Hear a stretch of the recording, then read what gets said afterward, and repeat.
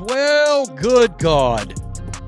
So we just consumed the first game without Caitlin Clark. The Indiana Fever versus the Washington Mystics. Keep in mind, the WNBA witnessed one of its most explosive and controversial moments of the 2025 season when Washington Mystics star Brittany Sykes was ejected following a brutal, unsportsmanlike hit on Indiana Fever's Kelsey Mitchell. This wasn't just an ordinary game day foul. It was a defining moment, instantly transforming an intense matchup into a spectacle filled with outrage, confusion, and high-stakes drama.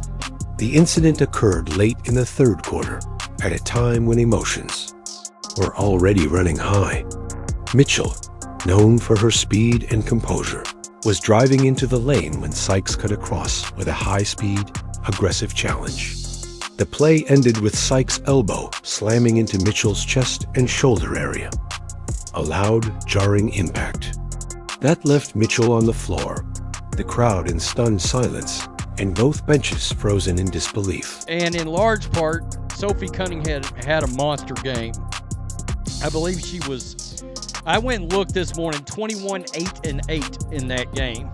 And last night, she didn't get to play nearly the minutes I would have liked to have seen her play. Sydney Colson started at point guard, stabbed me in the eye with a dull spoon. Literally scoop out my eyeball and just throw it. I mean, it'd be less painful than having to watch this. The referees immediately blew the whistle and gathered to review the play. Multiple camera angles revealed the full extent of the contact, and it wasn't pretty. This wasn't a basketball move or a mistimed block. It was a dangerous, deliberate body check that left no room for doubt or excuses. After a brief but intense review, the officials upgraded the foul to a flagrant 2, resulting in an automatic ejection. Brittany Sykes, stunned and unapologetic, walked off the court to a chorus of boos from the Fever's home crowd. Her teammates barely made eye contact as she exited, fully aware that the damage, both physical and reputational, had already and consumed, by the way, this broadcast. On a side note, the WNBA's got a problem. The Amazon Prime game and this NBA TV game. Can we not get dedicated nationally broadcast teams that are not local feeds and not partial to one of the two teams? It was horrible. Not only that, but the broadcast team itself was terrible, and the production values, I literally posted online, they put $12.50 into the production value. What are we doing? Are we trying to grow the league? Somebody pointed out that there are broadcasts out there of D2 college games that are better.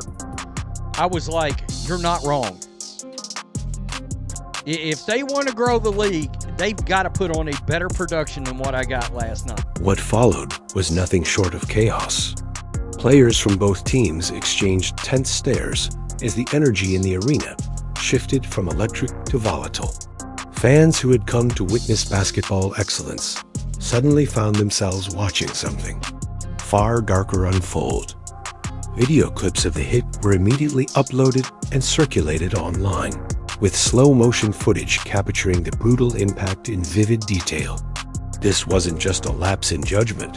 It was a hit that could have caused serious injury. And it sparked a glaring question.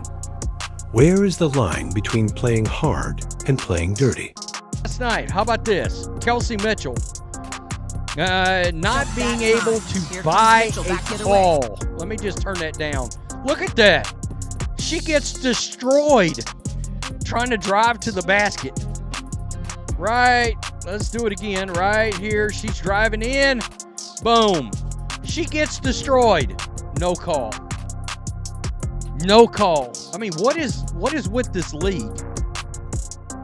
This league likes to pretend the Indiana Fever aren't getting fouled. Somebody's going to get hurt not calling these. Kelsey Mitchell literally can't get a whistle.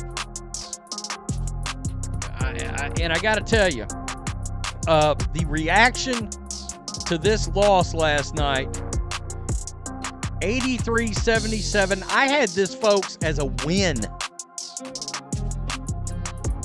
I had this as a win.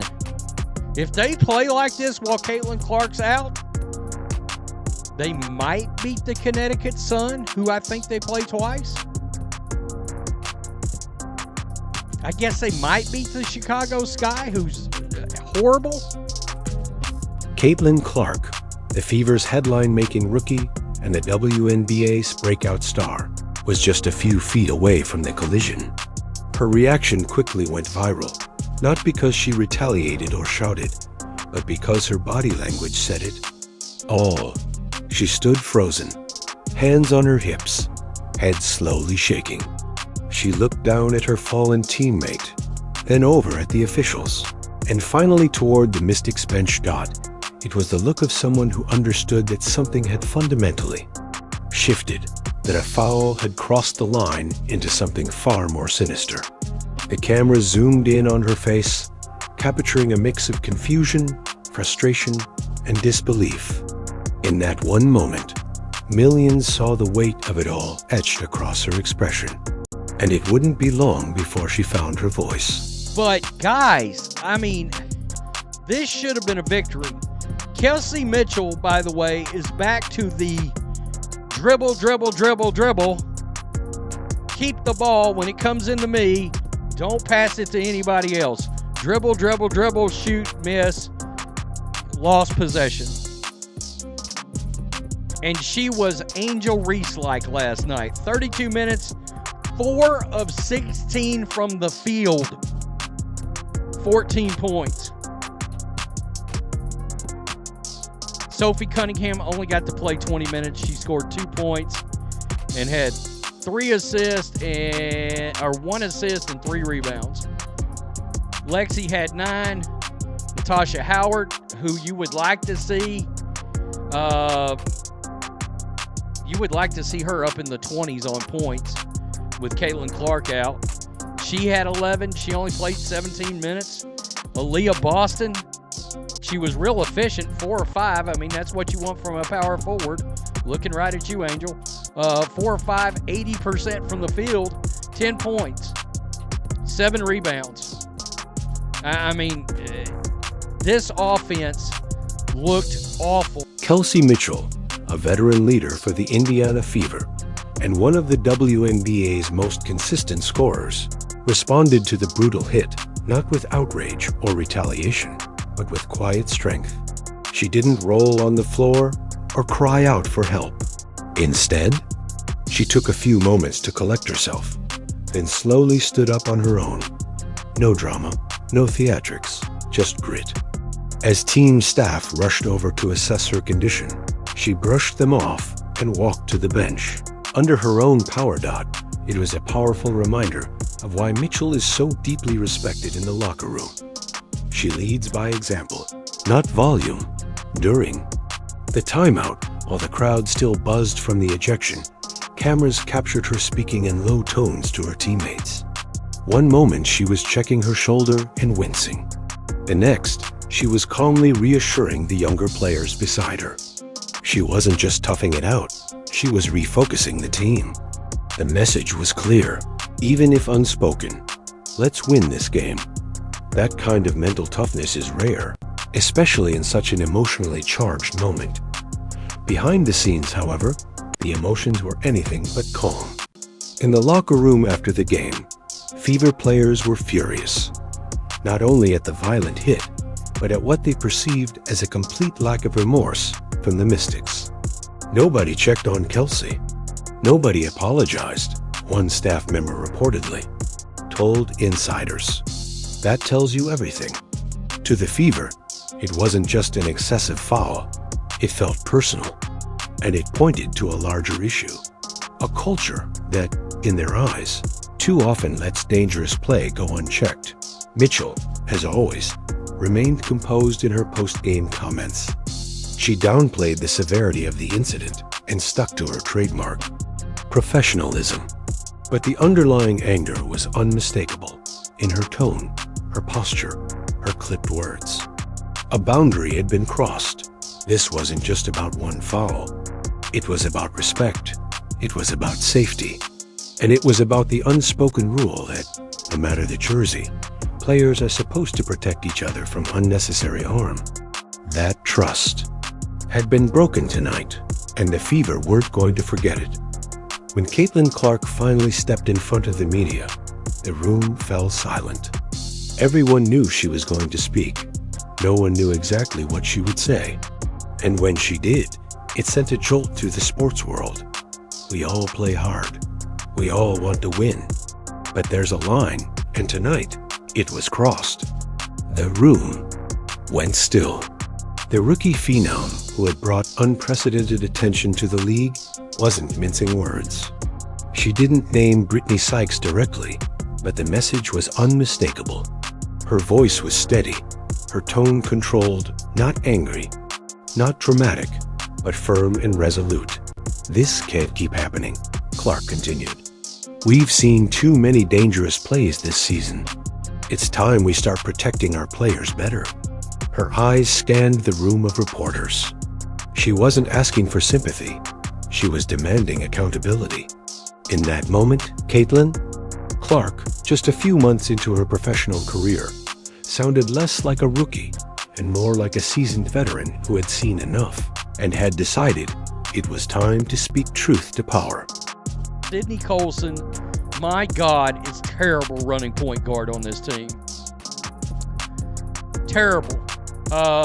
Right here, this was prior to the game. Chloe Peters had put this up. It's Caitlin Clark signing autographs. Somebody said that she was signing for 20 minutes prior to this game last night. So this could end up being a royal dumpster fire. Now, this is the game right here they won during the preseason.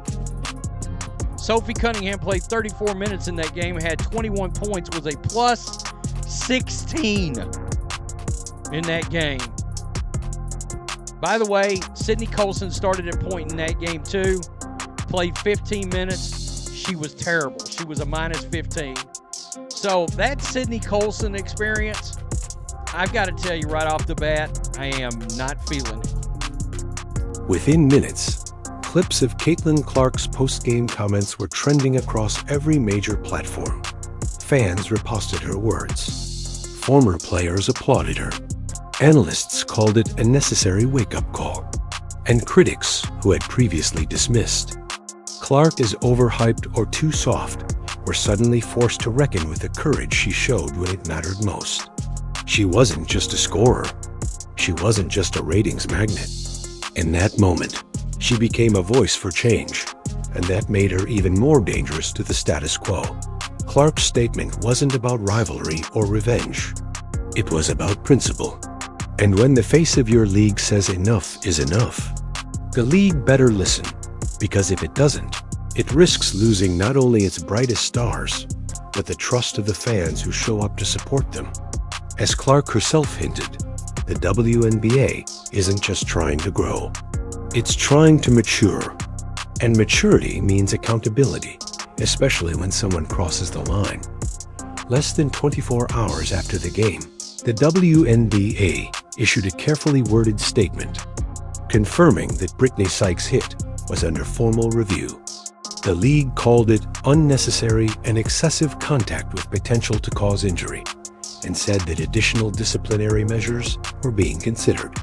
But for many fans and insiders, the response felt mechanical, too slow, too cautious, and far too vague for an incident that demanded bold, immediate action.